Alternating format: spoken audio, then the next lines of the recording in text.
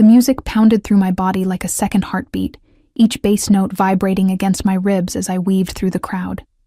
Crystal chandeliers cast fractured light across the marble floors of the hotel ballroom, transforming ordinary faces into kaleidoscope masks. I shouldn't have been there, an invisible ghost among Manhattan's elite. But when your roommate is the event photographer and begs for an assistant, you don't say no. Not when you're 3 months behind on rent. "Just hold the reflector and stay out of the way," Zoe had said, squeezing my arm before disappearing into the crowd, leaving me alone with equipment I barely knew how to use. The champagne they'd offered staff was cheap, nothing like what flowed freely for the guests, but it hit my empty stomach hard. I hadn't eaten since yesterday's half sandwich. The room tilted slightly as I pressed my back against a pillar, trying to steady myself. My black uniform, borrowed from Zoe's closet, hung loose around my waist. I'd lost weight again.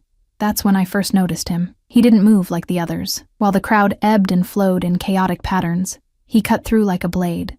Straight, deliberate, unavoidable. 3 men flanked him, their eyes constantly scanning the room.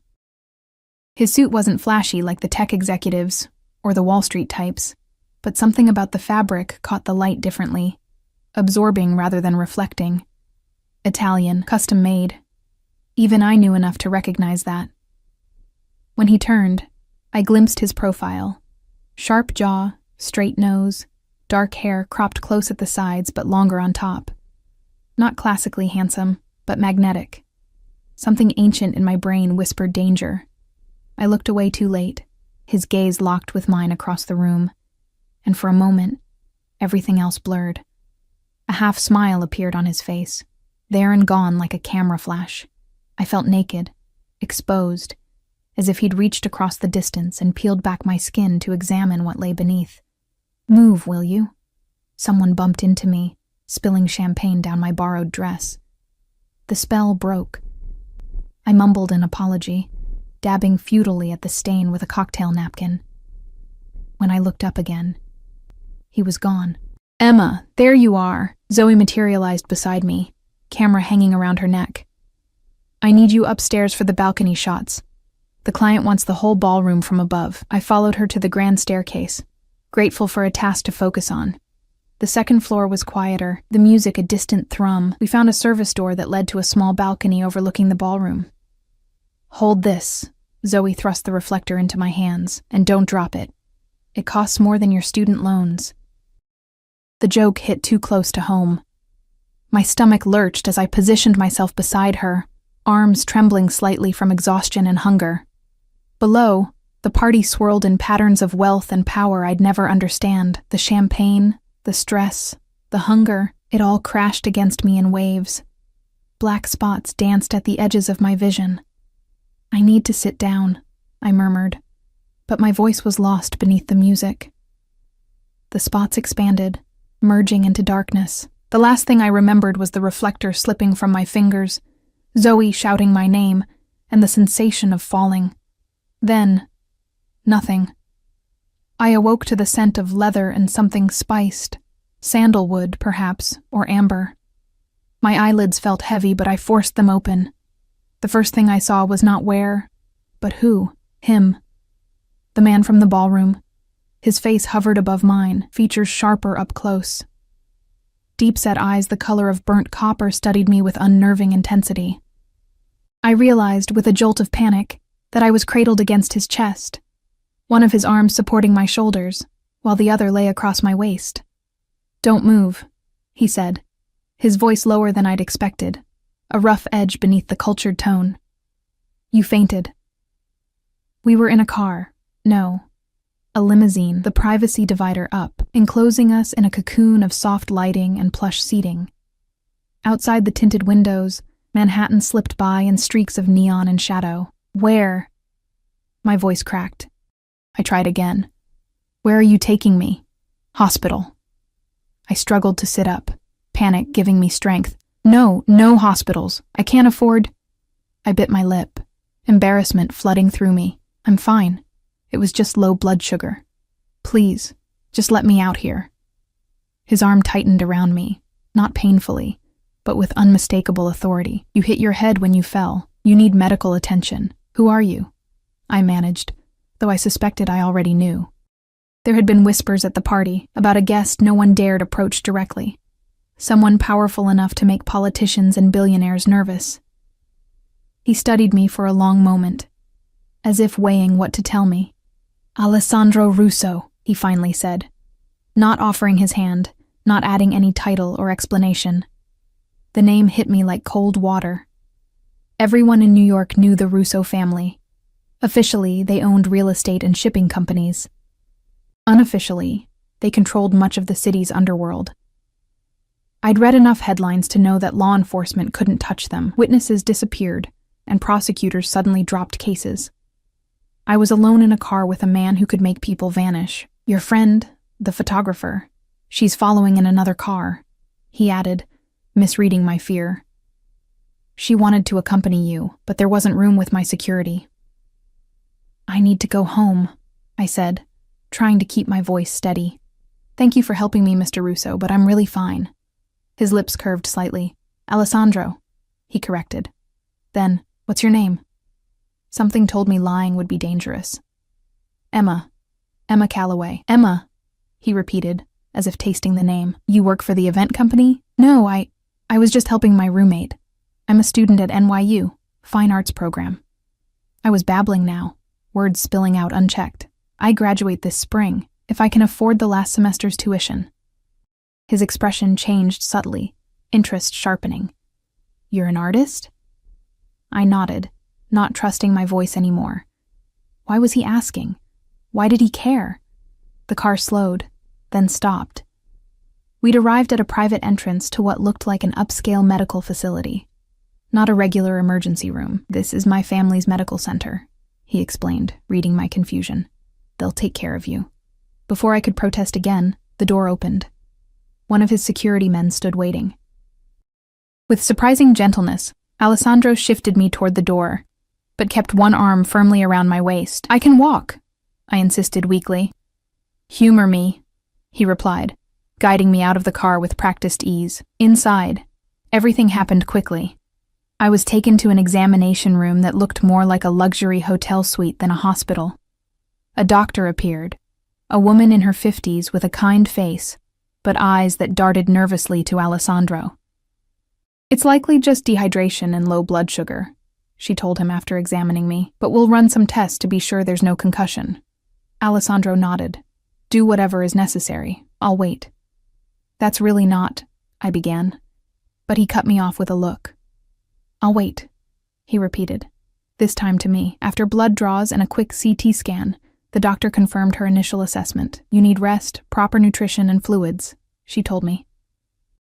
I'm prescribing some vitamins and setting up a follow-up appointment. I can't afford, I started to say. It's taken care of, Alessandro interrupted. He'd stayed nearby throughout, making calls in hushed Italian that I couldn't understand. When the doctor left, he approached my bedside. When was the last time you ate a proper meal, Emma Calloway? The question caught me off guard. I looked down at my hands. Yesterday. Maybe the day before. Something flashed across his face. Anger, but not directed at me. That ends now. A nurse appeared with discharge papers. As I signed them, I noticed all billing information had been blacked out. Alessandro guided me back to the waiting limousine, his hand at the small of my back, not forcing, but unmistakably present. Inside the car, he handed me a small paper bag. You need to eat something before taking the medication. Inside was a gourmet sandwich and bottled water. My hunger overwhelmed my pride, and I ate quickly, aware of his eyes on me. Your roommate has been informed that you're safe, and will be brought home soon, he said once I'd finished. She was quite concerned. Relief washed through me. At least Zoe knew where I was. Thank you, I said softly, for everything. But you really didn't have to do all this. Yes, he said simply. I did. The car stopped outside my apartment building in Brooklyn, a run-down walk-up that looked especially shabby after the luxury I'd just experienced. Alessandro frowned as he took in the graffiti-covered entrance, the broken security door. This is where you live? I bristled despite myself. Not everyone can afford Manhattan penthouses, Mr. Russo. He didn't respond to my tone. Instead, he reached into his jacket and withdrew a business card. Simple, cream-colored stock with just his name and a phone number embossed in black. He pressed it into my palm, his fingers lingering against mine. If you need anything at all, you call this number. It reaches me directly. I stared at the card. Why would you? I have a proposition for you, he cut in. A business proposition. Your artwork. My heart skipped. My artwork? I collect pieces from emerging artists. I'd like to see your work. His eyes held mine. Think about it. Call the number when you're ready. One of his security men opened my door. Before I could step out, Alessandro leaned closer. The scent of his cologne enveloped me, making my head spin. Rest, Emma, he said, his voice low near my ear. We'll speak again soon. I managed a nod, then escaped the intensity of his presence. As I fumbled with my keys at the building's entrance, the limousine remained idling at the curb. Only when I was safely inside did it pull away. Upstairs, I found Zoe pacing our tiny living room. Emma, oh my God! She threw her arms around me. Are you okay? When you fell, I thought? And then he just appeared out of nowhere and caught you before you hit the ground. He wouldn't let anyone else touch you. My mind reeled. What? He caught me? You don't remember? You started to collapse, and I screamed, and suddenly he was there, like he'd been watching you. He caught you before you hit the floor, carried you out himself. Her eyes were wide. Do you know who that was? I sank onto our threadbare couch, the business card still clutched in my hand. Alessandro Russo. Zoe's face paled. The Alessandro Russo. Holy shit, Em. Those guys with him. They blocked anyone from following you. One of them told me you were being taken care of and gave me a card to call for updates. I've been getting text messages about your condition. I closed my eyes, trying to process everything. He wants to see my artwork. What? Zoe sat beside me, grabbing my arm. Are you serious? He said he collects pieces from emerging artists. Even saying it aloud sounded absurd. Zoe was quiet for a long moment. Em, be careful. Guys like that, they don't just help random girls out of kindness. I thought about the way he'd looked at me, the gentle way he'd held me, the authority in his voice when he said that ends now about my hunger. I know, I whispered. But later that night, as I lay in bed staring at the ceiling, his business card on my nightstand, I couldn't stop thinking about the moment when I'd first opened my eyes in his arms, his face hovering above mine, those copper eyes searching my face as if memorizing every detail. In my half-conscious state, just before fully waking, I could have sworn I heard him whisper something as he held me, a single word that made no sense. Hours. 3 days passed before I found the courage to call the number on Alessandro's card. 3 days of Zoe alternating between excitement, do you know how much his kind of people pay for art? And concern, just be careful, Em. Men like him always want something. 3 days of trying to convince myself I had imagined the whispered word, the intensity in his eyes. My finger hovered over the call button for nearly 10 minutes before I finally pressed it. The phone rang twice before a deep voice answered. Not Alessandro's. Ms. Calloway, the man said. Not a question, but a statement. The boss is expecting your call. My stomach dropped. How did they know it was me? I hadn't even given my name to the caller ID. Before I could respond, there was a rustling sound, and then Alessandro's voice came through the speaker, sending an involuntary shiver down my spine. Emma, he said, and somehow the way he pronounced my name made it sound like something precious. I was beginning to think you wouldn't call. My voice caught. I cleared my throat and tried again. I've been thinking about your offer. To see my artwork. Good. Are you free tomorrow afternoon? The question caught me off guard. I had expected more preamble. Perhaps a formal gallery appointment. Yes, I don't have classes on Fridays. Perfect. My driver will collect you at 2. It wasn't a request. Bring samples of your work, whatever you consider your best pieces. Mr. Russo? Alessandro, he corrected, the same way he had in the car. Alessandro, I repeated, the name feeling foreign on my tongue. I don't think I can transport my larger canvases. I work primarily in oils, and some of them are quite big. There was a pause, and I could almost feel him recalibrating. Where do you work? Do you have a studio? Just my bedroom, I admitted, embarrassment warming my cheeks. I had studio space at school, but I couldn't afford the fees this semester. Another pause. Longer this time. When he spoke again, his voice had an edge to it. Give me your address. I'll come to you. Alarm bells rang in my head. A man like Alessandro Russo in our shabby apartment? That's not necessary. It is. He cut me off. If I'm to properly evaluate your work, I need to see it in its entirety, not just samples.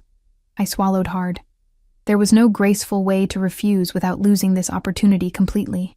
And despite my apprehension, a part of me, the part that had been creating art in obscurity for years, desperately wanted someone to see my work.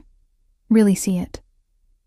Okay, I said finally, giving him my address, though he likely already had it. 2 o'clock tomorrow, he confirmed. And Emma? Yes? Eat something today. The line went dead. I stared at my phone, equal parts irritated and intrigued by his commanding tone. Who tells a stranger to eat?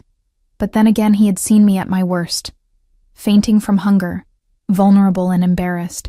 That evening, I spent hours cleaning our apartment, then rearranging my paintings to create a makeshift gallery in our small living room.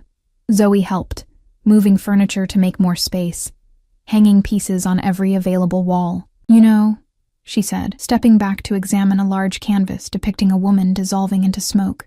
These are really good, Em. Like, seriously good. I know I've said it before, but seeing them all together like this... She whistled low. No wonder he wants to see them. He hasn't seen them yet, I reminded her, anxiety churning in my stomach. And he's probably just being polite because of what happened at the party. Zoe gave me a skeptical look. Men like Alessandro Russo don't do anything out of politeness. They do things because they want something. She hesitated. Just promise me you'll be careful tomorrow. Don't be alone with him. We'll be right here in the living room, I assured her, though the thought of being alone with him sent contradictory pulses of fear and anticipation through my body. I'll try to come home early, she promised. That night I barely slept. Every time I closed my eyes, I saw his face, felt the phantom sensation of his arms around me. By morning, dark circles shadowed my eyes, and no amount of concealer could hide my exhaustion. At precisely 2 o'clock, a sharp knock came at our door. My heart hammered as I crossed the living room, wiping my sweaty palms on my jeans before opening the door. Alessandro filled the doorframe, taller than I remembered, dressed in a charcoal suit that probably cost more than a year's rent. Behind him stood one of his security men, face expressionless. Emma, Alessandro said, his eyes sweeping over me in a quick assessment that missed nothing, not the nervous fidget of my hands nor the dark circles under my eyes. You didn't sleep. Not a question. I stepped back, allowing him to enter. I was preparing, I said, gesturing to the living room where my paintings were displayed. He nodded to his security man, who took up position outside the closed door. Then he turned his full attention to the room, to my art. I watched his face as he moved slowly from piece to piece, studying each with an intensity that made my skin prickle. For several minutes he said nothing, just moved methodically around the room. I hovered anxiously, waiting for some reaction, some indication of what he thought. Finally he stopped before my largest canvas, a dark cityscape with a single illuminated window, a solitary figure silhouetted against the light. This one, he said, turning to me. Tell me about it. I moved closer, but maintained a careful distance. It's called Witness. It's about urban isolation, how we can be surrounded by millions of people but still completely alone. How we watch each other from a distance but rarely connect. He studied me with the same intensity he'd given the painting. You feel this way? Isolated. The question felt too personal, but something in his gaze compelled honesty. Sometimes. Don't we all? No, he said simply. Not all of us. He turned back to the painting. How much? I blinked, caught off guard. I'm sorry? How much for this piece? My mind went blank. I'd sold a few small paintings through student exhibitions, but nothing this size, nothing this personal. I don't know. I hadn't thought about selling it. Alessandro turned to me fully, his expression unreadable. Everything has a price, Emma. Name yours. Something about his phrasing sent a shiver through me. 5,000, I blurted out, naming a figure that seemed outrageous to me. The corner of his mouth twitched, not quite a smile.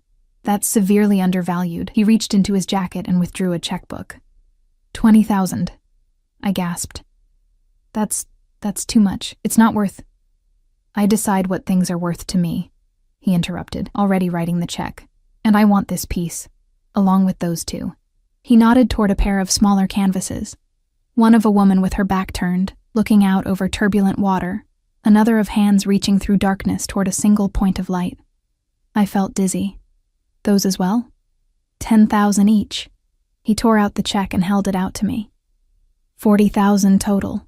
My hand trembled as I took the check, staring at the amount written in bold, confident strokes. This was more money than I'd ever seen at once. Enough for tuition, rent, supplies for a year or more. Why? I managed to ask, looking up at him. Alessandro studied me for a long moment. Because they speak to me, because you have talent that deserves recognition, and because I want them. There was something beneath his words, something unspoken that hung in the air between us. Before I could decipher it, he moved closer, into my personal space, not touching me, but near enough that I could smell his cologne, feel the heat radiating from his body. "You're not eating properly," he said, his voice low. "You're still too thin." I crossed my arms defensively. "I eat enough." "No, you don't." His eyes narrowed. "And you're not sleeping. Are you always this careless with yourself?" Irritation flared. "With all due respect, Mr. Russo." Alessandro, I corrected, meeting his gaze despite the intimidating intensity. "My eating and sleeping habits are none of your concern." Something dangerous flashed in his eyes, there and gone in an instant. "They became my concern the moment you collapsed in my arms, Emma. The memory of that moment, of waking in his embrace, disoriented and vulnerable, sent heat through my body. That was an unusual circumstance. It won't happen again." He stepped closer, and this time his hand came up, fingers brushing my cheek in a touch so light it might have been imagined. "See that it doesn't. I won't always be there to catch you." I couldn't breathe. Couldn't think past the sensation of his fingertips against my skin. When he withdrew his hand, it felt like losing something essential.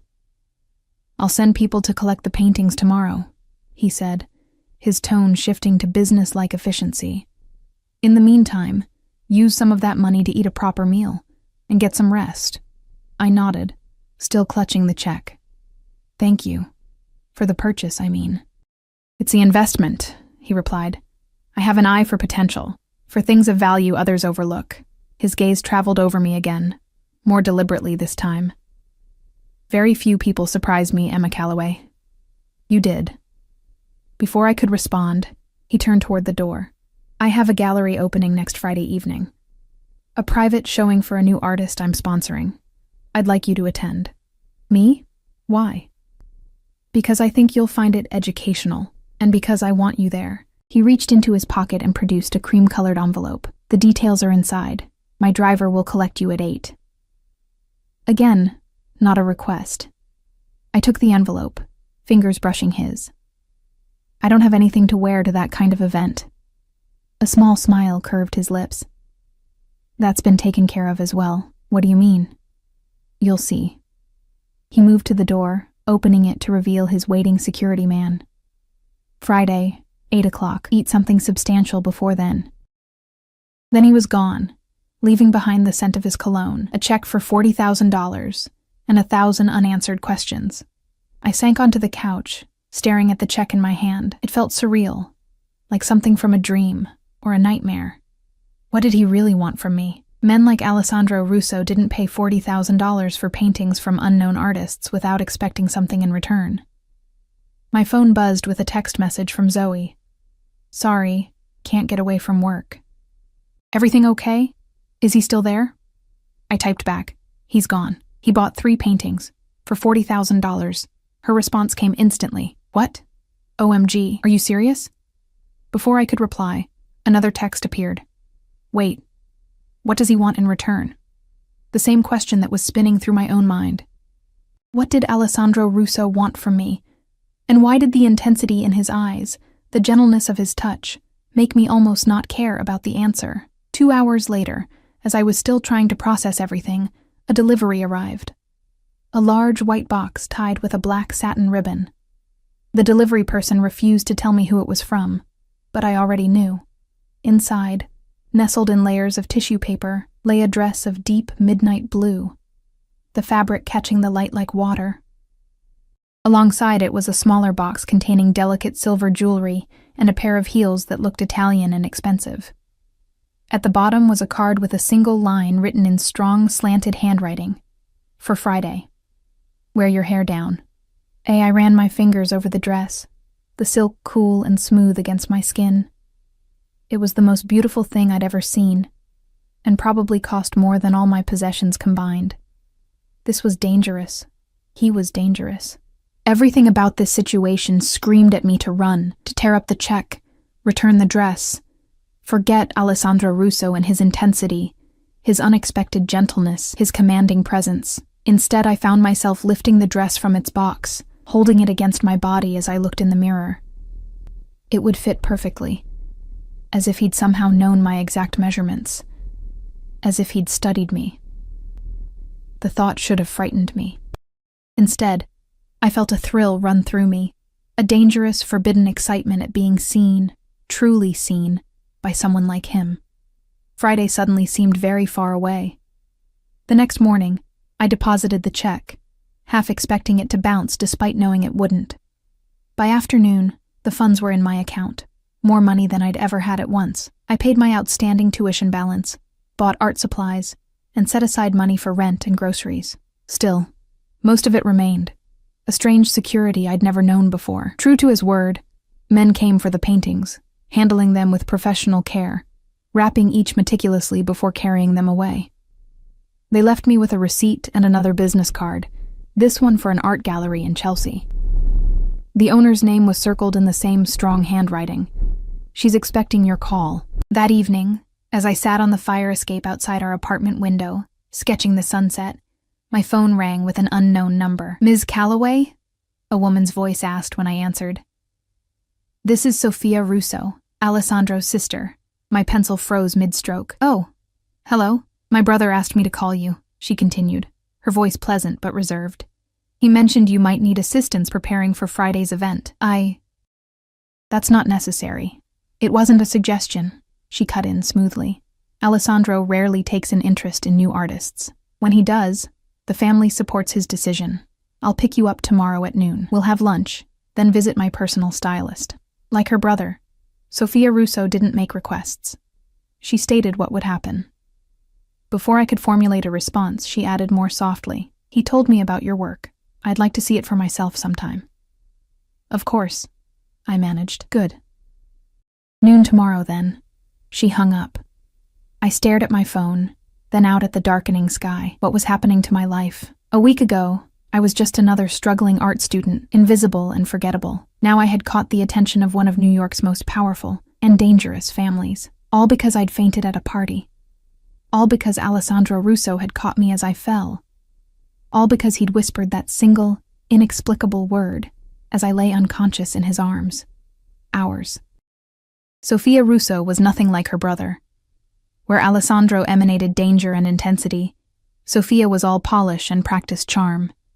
She arrived in a sleek black Mercedes, not a limousine, with only a driver and no visible security. Her handshake was firm, her smile diplomatic, her designer outfit impeccable without being flashy. "You're smaller than I expected," she said, appraising me as we settled into the back seat. "Alessandro said you were too thin, but I assumed he was exaggerating." I shifted uncomfortably. "I've been busy with school. Sometimes I forget to eat." Sophia raised a perfectly shaped eyebrow. "A dangerous habit, especially around my brother." "What do you mean?" "Alessandro has protective instincts. She studied me with eyes the same burnt copper as her brother's. He doesn't like seeing vulnerability without addressing it." The car glided through Manhattan traffic with the frictionless ease of extreme wealth. We arrived at a discreet restaurant on the Upper East Side, where the maitre d' greeted Sophia by name and led us to a private dining room. "So," Sophia said once we were seated and wine had been poured, "tell me about your art." "Didn't Alessandro already tell you?" I'd prefer to hear it from you. I described my work, my techniques, my inspiration. As I spoke, Sophia watched me with an analytical gaze that missed nothing. She asked specific, knowledgeable questions that revealed her own extensive art background. "You're talented," she concluded as our main course arrived. "But talent alone doesn't explain my brother's interest." I set down my fork. "What does that mean?" Sophia took a sip of wine, considering her words.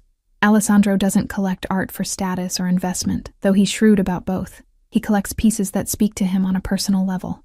She leaned forward slightly. "The fact that he purchased 3 of your works at once is unusual. I got the impression he overpaid significantly." "Oh, he absolutely did." Sophia waved a dismissive hand. "But money means nothing to him.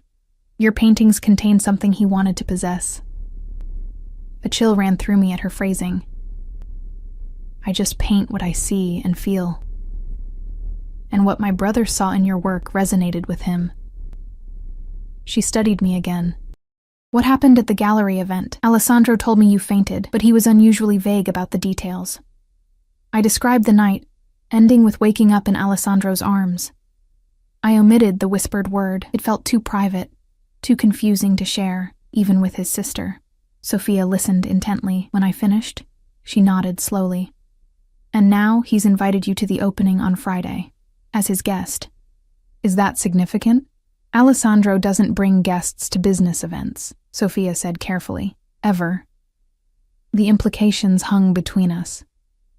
I pushed my half-eaten food around my plate, appetite suddenly gone.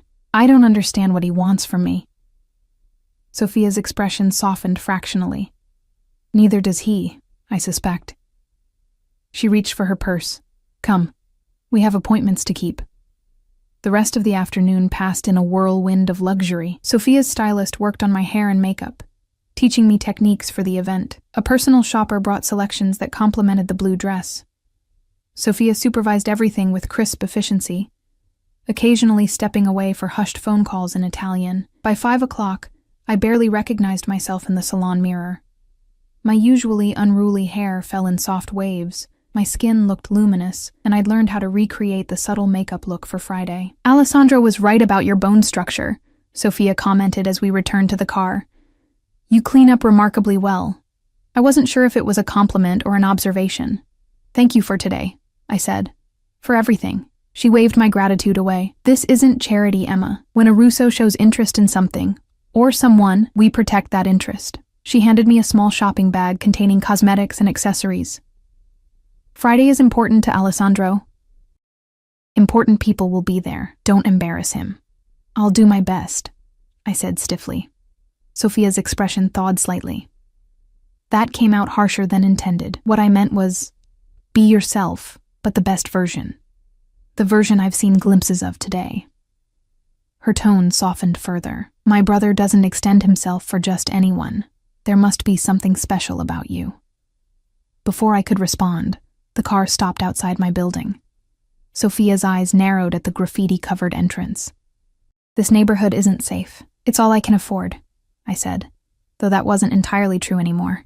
"Thank you again for today." Sophia nodded. As I reached for the door handle, she spoke again. "Emma, one more thing." I turned back. "Yes?" "Be careful with Alessandro," she said, her voice uncharacteristically gentle, "not because he would hurt you, but because he doesn't know how to care for fragile things without breaking them." The warning stayed with me for the next 2 days, echoing in my mind as I tried to focus on schoolwork and not the approaching Friday evening. Sophia had given me a glimpse into Alessandro's world, a world of wealth, power, and unspoken rules I didn't understand. Friday arrived with a mixture of anticipation and dread. I spent hours getting ready, following Sophia's instructions meticulously. When I finally stepped into the midnight blue dress, it fit as if created specifically for my body. The silk flowed like water, making me feel simultaneously exposed and armored. At precisely 8, a knock came at the door. I opened it, expecting a driver, but found Alessandro himself standing there. For a moment, he simply looked at me, his expression shifting subtly from appreciation to something deeper, more possessive. "Beautiful," he said finally. the single word carrying more weight than effusive praise. I flushed under his scrutiny. Thank you. And thank you for the dress. You shouldn't have. I wanted to, he cut in. It suits you. In the sleek black limousine, Alessandro sat closer than necessary, his thigh occasionally brushing mine when the car turned. He smelled of that same sandalwood cologne, mingled with something distinctly his. Sophia tells me you had a productive day together, he said, his eyes still moving over me in that assessing way that made my skin tingle. She was very helpful. I hesitated. She seems protective of you. A slight smile curved his lips. My sister sees herself as the family diplomat. She smooths the way. His hand moved to rest beside mine on the seat, not touching but close enough that I could feel its heat. Did she warn you about me? The directness of the question startled me into honesty. Yes. And yet you're here. Not a question, but a statement tinged with satisfaction. I'm curious, I admitted. About the gallery, about your world, about why you're doing all this. He studied me for a long moment. Curiosity can be dangerous, Emma. So I've heard. His smile widened fractionally. Sophia approves of you, despite her warnings. That's rare. The gallery was in a converted warehouse in Chelsea, the space transformed into a minimalist showroom with dramatic lighting. As we entered, conversations paused, heads turned. Alessandro's hand settled on the small of my back, guiding me through the crowd. People nodded deferentially as we passed, their eyes curious, sometimes suspicious as they took in my presence at his side. They're wondering who you are, Alessandro murmured close to my ear. Who am I? I asked, the question more loaded than I intended. His hand pressed slightly firmer against my back. Tonight? You're with me. That's all they need to know. The artist being featured was a young sculptor whose work featured twisted metal forms that somehow conveyed both violence and fragility. Alessandro introduced me to her, a nervous woman not much older than me, who kept glancing at him with a mixture of gratitude and fear. Your work is amazing, I told her sincerely. Thank you, she replied. Alessandro saved my career. I was working as a waitress, creating pieces in my parents' garage, when he saw one of my sculptures at a street fair. She lowered her voice. He bought everything I had, then set up this showing, introduced me to collectors who actually matter. I glanced at Alessandro, who was speaking with an older couple nearby, his attention seemingly elsewhere, though I suspected he could hear every word. Why would he do that? I asked. The sculptor shrugged. He said my work reminded him of how beauty can emerge from destruction. She looked around at the crowded gallery, at the red sold stickers already appearing beside most pieces. Whatever his reasons, I'm grateful. Throughout the evening, Alessandro kept me close, his hand returning to my back whenever we moved through the crowd. He introduced me to selected people, gallery owners, collectors, artists, but deflected questions about my relationship to him with practiced ease. Emma is a talented painter, he would say. You'll be seeing her work soon enough.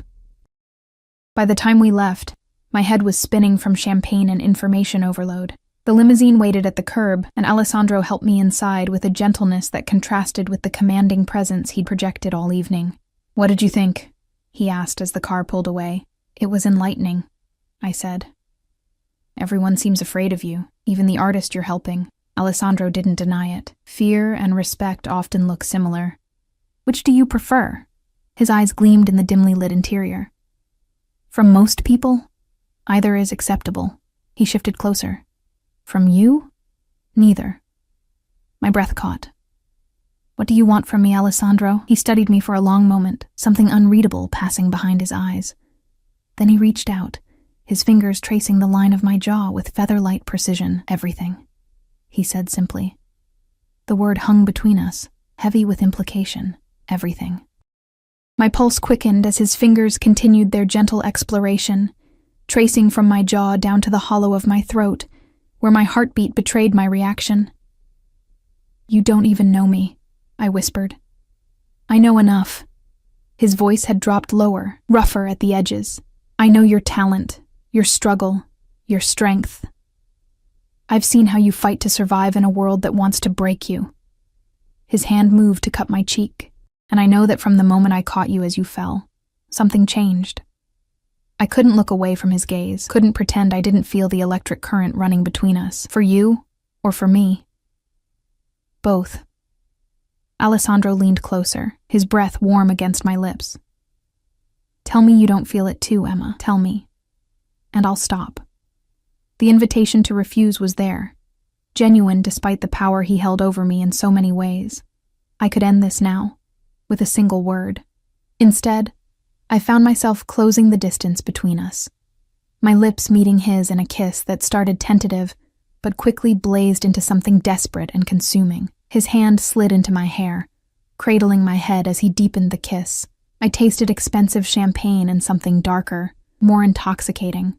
My fingers clutched at the lapels of his jacket, anchoring myself against the sensation of falling all over again. When we broke apart, both breathing hard, his eyes had darkened to molten copper. "Come home with me," he said, the words somewhere between a question and a command.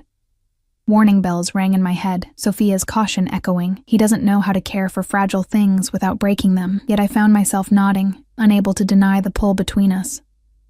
Unable to walk away from whatever this was becoming. Alessandro pressed a button on the console beside him, murmured something in Italian to the driver, then drew me back into his arms. The rest of the ride passed in a blur of heated kisses and exploring touches, his hands respectful yet possessive, always stopping just short of crossing invisible boundaries. His home was not what I expected. Instead of a sterile penthouse, the limousine delivered us to a converted industrial building in Tribeca. Security was everywhere but discreet, men nodding respectfully as Alessandro guided me through a private entrance and into an elevator requiring both a key card and fingerprint scan. "I value my privacy," he explained, noting my surprise at the measures. The elevator opened directly into his apartment, though apartment seemed an inadequate word for the sprawling space. High ceilings with exposed beams, brick walls softened by strategic lighting, and floor-to-ceiling windows showcasing the glittering city beyond. But what caught my breath was the art. Dozens of pieces, thoughtfully arranged throughout the open space. Paintings, sculptures, installations, some by artists I recognized, others unfamiliar. And there, in a place of honor on the main wall, my 3 paintings, already professionally hung and perfectly lit. "You displayed them," I said softly, moving closer to the wall. Alessandro came up behind me, his hands settling lightly on my shoulders. "Of course. Art should be seen, appreciated." His thumb traced small circles against the bare skin of my upper back. "Like you." I turned in his embrace, studying his face. "Why me, Alessandro? With your resources, your connections. You could have anyone. Why a struggling artist from Brooklyn?" His expression softened fractionally. "Because you're real." He tucked a strand of hair behind my ear. "In my world, authenticity is rare and precious. You create beauty from pain without artifice. You survived hardship without becoming hard. You barely know me," I repeated, though the protest sounded weak even to my ears. "I know what matters." He led me to a leather sofa, poured 2 glasses of amber liquor from a crystal decanter. "When I caught you that night, when you were unconscious in my arms, you seemed so fragile. Yet there was something in your face, a strength that moved me." He handed me a glass. "Then I saw your art and understood. You transform vulnerability into power. That's rare." I sipped the liquor, smoky and expensive, while processing his words. "And what do you transform, Alessandro? What pain shapes your world?" Something dangerous flashed in his eyes. "You ask dangerous questions." "You invited me here," I countered. "If I'm going to enter your world, shouldn't I know what drives you?" Alessandro set down his glass, moved closer until our knees touched. "My family built an empire from nothing. We protect what's ours. Sometimes that requires difficult choices. Is that why people fear you? They fear what they don't understand." His hand found mine, fingers intertwining. "Power always frightens those who don't possess it. And me? Should I be frightened?" His grip tightened slightly. "Never of me, Emma. With me." The distinction felt important, though I wasn't entirely sure what it meant. I finished my drink, the alcohol warming my blood, lowering defenses I hadn't realized I'd constructed. "You're tired," Alessandro observed, taking the empty glass from my hand. "It's been an overwhelming evening for you." I started to protest, then realized he was right. The emotional intensity of the night had drained me more than I'd noticed. He stood, pulling me gently to my feet. "Come," he said, leading me through the apartment to a guest room, larger than my entire Brooklyn apartment. "Rest. We can talk more tomorrow." I blinked in surprise, having assumed his invitation home held different implications. "You're not—" A small smile touched his lips. "I don't rush what's important, Emma." He brushed his fingers against my cheek. "And this, you, is important to me." He showed me the attached bathroom, pointed out a silk nightgown laid out on the bed. "My assistant anticipated you might stay. Everything you need should be here." He moved to the door, paused. "If you need anything, I'm just down the hall." Before he could leave, I caught his hand. "Alessandro?" He turned back, eyebrow raised in question. "That night, when I fainted, when you caught me, did you say something to me?" His expression stilled, became unreadable. "What do you think you heard?" I hesitated, then decided on honesty. It sounded like ours, but that doesn't make sense. Alessandro studied me for a long moment. Then he stepped closer, his hand cupping my face with surprising gentleness. "Sleep, Emma. We'll talk tomorrow." He pressed a kiss to my forehead and left, closing the door softly behind him. I stood frozen, more confused than ever, neither confirming nor denying. But something in his reaction told me I hadn't imagined it. I'd heard correctly. But what could it possibly mean? The nightgown fit perfectly, like everything else Alessandro had provided. I slipped between silken sheets, my body exhausted, but my mind racing. Despite my mental turmoil, sleep claimed me quickly, deep and dreamless. I woke to sunlight streaming through windows and the scent of coffee. For a moment I was disoriented, the luxurious surroundings unfamiliar. Then memories flooded back, the gallery, the limousine, Alessandro's kiss, his mysterious non-answer to my question. After showering in the marble bathroom stocked with expensive toiletries, I found clothes laid out, designer jeans and a cashmere sweater that fit as if made for me. The thought was both comforting and unsettling. How much had Alessandro planned? How long had he been watching me before that party?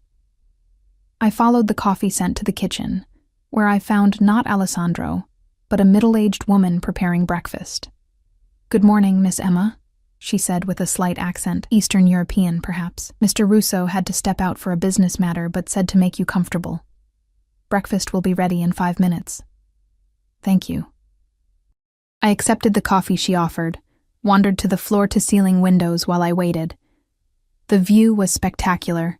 Manhattan spread below like a living map, the morning sun glinting off glass and steel. My phone buzzed in the pocket of the borrowed jeans. A text from Zoe.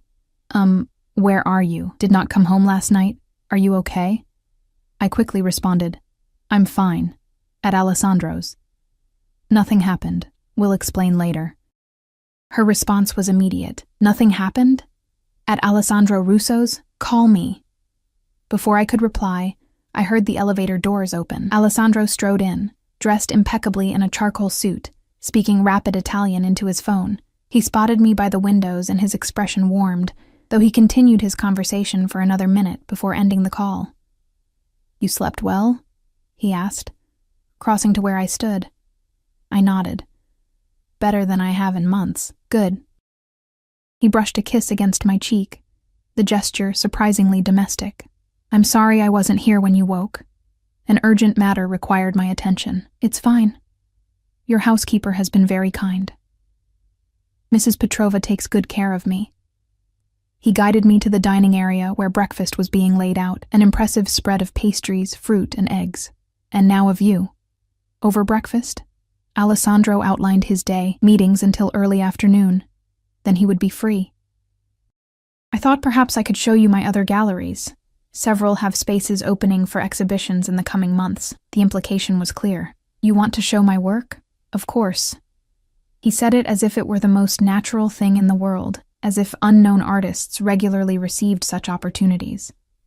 Your talent deserves to be seen. I set down my coffee cup carefully. Alessandro, this is happening very fast. Yesterday I was a student struggling to pay tuition. Today you're talking about gallery exhibitions. And it feels, I don't know, like I haven't earned it. His expression hardened slightly. The art world isn't a meritocracy, Emma. Talent means nothing without opportunity and connections. I'm offering both. Because you... What? Like my paintings? Like me? I met his gaze directly. What am I to you, Alessandro? He reached across the table, took my hand in his. You're something precious I found unexpectedly.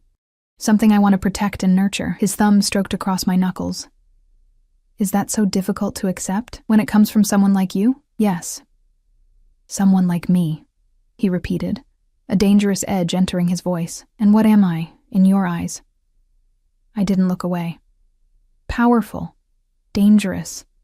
Someone who takes what he wants and eliminates obstacles. Someone people fear. I paused. Someone I'm drawn to despite all the warning signs. Alessandro's grip tightened. At least you're honest. He studied me for a long moment. My world is complicated, Emma. There are aspects of my business, my family that would disturb you. But I can promise you this. What I feel for you is real, unexpected, but real. What do you feel for me? I asked, my voice barely above a whisper. We barely know each other. Alessandro considered this, his thumb still making slow circles against my hand. In my experience, time is not the most reliable measure of connection. He leaned forward slightly. I've known people for decades whom I understand less than I understand you after these few days. That doesn't answer my question. A ghost of a smile touched his lips. No, it doesn't. He released my hand and stood. Come with me. I want to show you something. Curious. I followed him through the apartment to a door I hadn't noticed the night before. It required another key card to open, revealing a private study. Unlike the modern aesthetic of the rest of his home, this room was old world. Leather-bound books lining the walls, a massive antique desk, and the scent of aged paper and wood polish.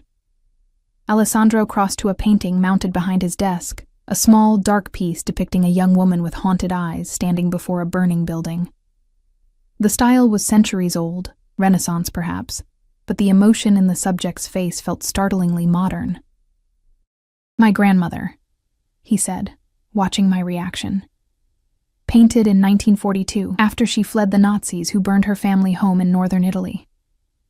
I moved closer, studying the details, the subtle reflection of flames in her eyes, the way her hands were both clenched and protective. It's extraordinary. She was 19, Alessandro continued. Alone, her family murdered, with nothing but her wits to keep her alive. His voice softened. She met my grandfather a month later. He was a young soldier with connections to the resistance. They married within 6 weeks. That's very fast, I observed. When you find something worth protecting in a world determined to destroy everything beautiful, you don't hesitate. He turned to face me fully. My grandmother said she knew within moments of meeting him that he would either save her or destroy her. Sometimes, Emma, the heart recognizes what the mind would question. The parallel was unmistakable. I swallowed hard. And did he? Save her? They saved each other. Alessandro's gaze was intense. They built a new life in America, created a family, an empire. Everything I have began with that moment, that recognition between them. Is that what this is? I asked, gesturing between us. Recognition? I believe so. He moved closer, his hand coming up to trace the line of my jaw. When I caught you that night, when I held you in my arms, something shifted.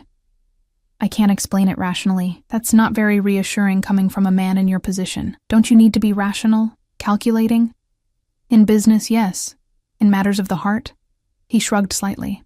Even I must surrender to forces beyond my control sometimes. The vulnerability in that admission struck me more powerfully than any declaration could have. Alessandro Russo, admitting there were things he couldn't control.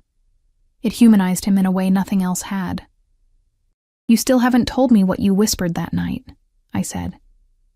His expression became guarded, perhaps because I'm not sure you're ready to hear it. I'm stronger than I look. I'm well aware. His fingers moved from my jaw to the pulse point at my throat. Your heart is racing. You make me nervous. Good, he murmured, leaning closer. Nervousness is appropriate when standing at the edge of something life-changing. This time, I was the one who initiated the kiss, rising on my toes to press my lips to his. Alessandro responded immediately, his arms encircling me, drawing me against his body with controlled urgency. Unlike the tentative exploration of our first kiss, this was deeper, more demanding, a claiming on both our parts. When we broke apart, his eyes had darkened to that molten copper that made my stomach tighten. Stay with me today, he said, his voice rough. The meetings can wait. I hesitated, torn between desire and caution. I have classes. Skip them. His hands traced down my spine, settles possessively at the small of my back. Just for today. The recklessness of it appealed to something in me I hadn't known existed. The desire to throw caution aside, to dive headlong into whatever this was. Consequences be damned. Just for today, I agreed. His smile was transformative, warming his normally austere features. I'll make some calls. We spent the day in a bubble of intimacy that felt surreal. Alessandro showing me his private collection of art, explaining the stories behind each piece. We talked for hours about everything and nothing. My childhood in a small Pennsylvania town, my dreams for my art, books we'd read, places we wanted to see. He ordered lunch delivered from an exclusive restaurant, and we ate on the balcony overlooking the city. Afterwards, he showed me his extensive library, pulling volumes of art books I'd only seen behind glass in university collections. These are for reference, he said, placing a rare book of Renaissance sketches in my hands. Feel free to use anything here whenever you want. The casualness of the offer, as if I would naturally be spending enough time here to make use of his library, wasn't lost on me. Alessandro spoke of us as if we were already established, as if my integration into his life was a foregone conclusion. Part of me wanted to resist this assumption, to assert my independence. But another part, the part that had always felt unseen, unvalued, basked in his focused attention, in being treated as if I mattered. As evening approached, Alessandro received a call that made his expression darken. He spoke in rapid Italian, his tone hardening with each exchange. When he hung up, the warmth I'd witnessed all day had vanished, replaced by cold calculation. I need to go out, he said, already reaching for his jacket. A situation requires my personal attention. Is everything okay? He paused, considering his words. Business complications, nothing for you to worry about. He crossed to me, placed a gentle kiss on my forehead. My driver will take you home if you wish, or you're welcome to stay. I may be late. I thought of my tiny Brooklyn apartment, of Zoe's inevitable interrogation, of the cramped bed and noisy neighbors. Then I thought of this sanctuary with its library and art and silence. I'll stay, I decided, if that's really okay. Relief flickered across his face. More than okay. He hesitated, then added, Emma, there are aspects of my business that... It's better you don't know details. Safer for you. The reminder of who he really was, what he really did, sent a chill through me. I'd spent the day with Alessandro the art collector, the intelligent conversationalist, the attentive companion. But now Alessandro the Mafia boss was reasserting himself. I understand, I said quietly. His eyes searched mine, looking for judgment or fear. Finding neither, he nodded once. I'll have Mrs. Petrova prepare dinner for you. Don't wait up. After he left, the apartment felt emptier than its spacious dimensions warranted. I wandered through the rooms, examining artwork, trailing my fingers over books and furniture that cost more than I'd make in years. Eventually, I settled in the library with a rare volume of Botticelli sketches and lost myself in the master's work. Mrs. Petrova brought a tray with dinner, simple but delicious pasta and a glass of wine. After eating, I curled up on the leather sofa with another book. Despite my intention to wait for Alessandro's return, exhaustion claimed me, and I drifted off surrounded by the scent of old books and leather. I woke to the sensation of being lifted, Disoriented, I blinked awake to find Alessandro carrying me toward the bedroom. "You're back," I murmured sleepily. "I told you not to wait up," he chided gently, pushing open the door to the guest room with his shoulder. "I didn't mean to." As my senses returned, I noticed he'd changed clothes. His new shirt was impeccable, but a faint metallic scent clung to him, copper and salt. I chose not to examine what that might mean. He laid me on the bed with surprising gentleness. "Sleep, Emma. We'll talk tomorrow." "Stay," I found myself saying, catching his hand as he straightened. "Please." Alessandro went still, his expression unreadable in the darkness. "Are you sure?" I nodded, shifting over to make room. After a moment's hesitation, he removed his shoes and jacket and stretched out beside me on the bed. I turned into him, resting my head on his chest, listening to the steady beat of his heart. His arm came around me, protective and possessive at once. "This wasn't my intention when I brought you here," he said quietly into the darkness. "I know." And somehow, I did know. Despite his reputation, despite the obvious attraction between us, Alessandro had been careful not to pressure me, not to take advantage of the power imbalance between us. We lay in comfortable silence for several minutes before I gathered the courage to ask the question that had been haunting me. "Alessandro, when I fainted at the party and you caught me, what did you whisper?"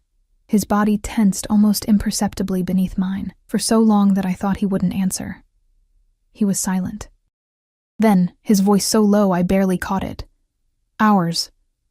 I lifted my head to look at his face. "Ours? What does that mean?" In the dim light filtering through the windows, his expression was solemn, intense. "In my family, there's a story passed down generations, a belief." His hand stroked slowly up and down my spine. "That when you find the one person meant for you, something inside recognizes them instantly. My grandfather described it to my father, who described it to me. Like pieces of the same soul finding each other again. Soulmates?" I asked, skeptical despite the intimacy of the moment. "Nothing so poetic," he corrected. "More primal, a recognition at a level beyond conscious thought. When I caught you, when I held you unconscious in my arms, something in me responded. A certainty I can't explain logically." His eyes held mine, ours. Meant to be part of us, part of me. The confession should have frightened me, its intensity. Instead, its presumption. It resonated somewhere deep inside, as if answering a question I hadn't known to ask. "That's why you've done all this?" I gestured vaguely, encompassing everything. The money, the clothes, the galleries. Because of some family superstition? "No," he said firmly. "I've done all this because you deserve it, because your talent is extraordinary. The recognition merely opened my eyes to you when I might otherwise have passed by." His hand came up to cup my face. "I would never force you into anything, Emma. I may be many things, some of them dark, but never that." I believed him. Despite every rational objection, despite knowing so little about him beyond his reputation, I believed in his sincerity. "I should be running in the opposite direction," I whispered. "Why aren't you?" I considered the question seriously. "Because when I'm with you, I feel seen, like someone finally notices me. Not just my art or what I can offer, but me." Alessandro's thumb traced my lower lip. "I see you, Emma Calloway, all of you." He leaned closer, his breath warm against my lips. "And everything I am responds to everything you are." This time when we kissed, it was different, deeper, with an underlying urgency that hadn't been there before. His hands tangled in my hair as mine explored the solid planes of his chest.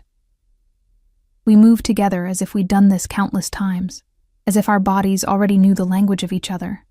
Clothes were discarded slowly. Each new revelation of skin met with reverent touches, unhurried exploration. When we finally came together, it was with a sense of inevitability, as if we were always meant to find each other this way, to connect in this most intimate manner. Afterward, lying tangled in silk sheets in each other's limbs, Alessandro held me close, his heartbeat strong and steady beneath my ear. What happens now? I asked, tracing patterns on his chest. Whatever you want, he said, surprising me. I won't pressure you, Emma. This us. It needs to be your choice. I propped myself up on an elbow to look at him. The great Alessandro Russo, leaving a decision to someone else? I'm shocked. A smile tugged at his lips. Only for you. His expression grew serious. My life is complicated. There are aspects of my family, my business, that will never be completely legitimate. I won't insult you by pretending otherwise. I know what your family does, Alessandro. You know rumors, headlines, he corrected. The reality is both less and more dramatic than what you've heard. He tucked a strand of hair behind my ear. I can promise you safety, protection, everything material you could want, but I can't promise a simple life. I thought about my existence before him. The struggle to pay rent, to buy art supplies, to be noticed in a world that valued connections over talent. Then I thought about these past few days. Not just the luxury and opportunity, but the feeling of being valued, being seen. I don't need simple, I said finally. I just need real. Alessandro's eyes darkened. What we have is real, Emma. Perhaps the only real thing in my world right now. He pulled me back into his arms, and we slept entwined, my head on his chest, his arms protective around me. The following months transformed my life in ways I could never have imagined. Alessandro kept his promises. My work was featured in prestigious galleries, collectors began acquiring my paintings, and critics praised my raw emotional honesty. I finished my degree with honors, no longer worrying about tuition or supplies. More importantly, I found in Alessandro a partner who challenged me, protected me, and loved me with an intensity that still sometimes took my breath away. He never hid the darker aspects of his world from me, but he kept them separate enough that I could pretend they didn't exist most days. Zoe worried constantly, though she warmed to Alessandro after he helped her secure a prestigious photography position. Sophia became, unexpectedly, both mentor and friend, guiding me through the complexities of Alessandro's world with surprising patience. 6 months after that fateful party, Alessandro took me back to the hotel ballroom where we first met. The space was empty, save for thousands of candles and an elaborate dinner for two beneath the crystal chandeliers. This is where everything changed, he said, leading me to the exact spot where I'd fainted into his arms, where I found you. He knelt on one knee, producing a ring box containing an antique diamond that had belonged to his grandmother, the woman in the painting, Emma Calloway, he said, his voice rough with emotion.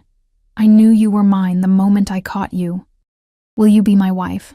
Looking down at this powerful, dangerous, complex man who had seen me when I was invisible to everyone else, I knew there was only one possible answer.